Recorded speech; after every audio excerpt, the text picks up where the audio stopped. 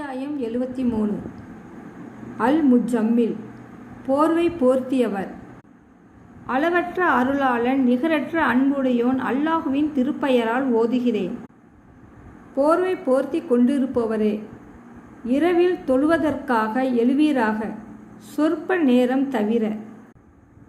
அதில் பாதி நேரத்தில் தொழுவீராக, அல்லது அதிலிருந்து சொற்ப நேரத்தை குறைத்து கொள்வீராக, அல்லது அதைவிட சற்று நேரத்தை அதிகப்படுத்தி கொள்வீராக.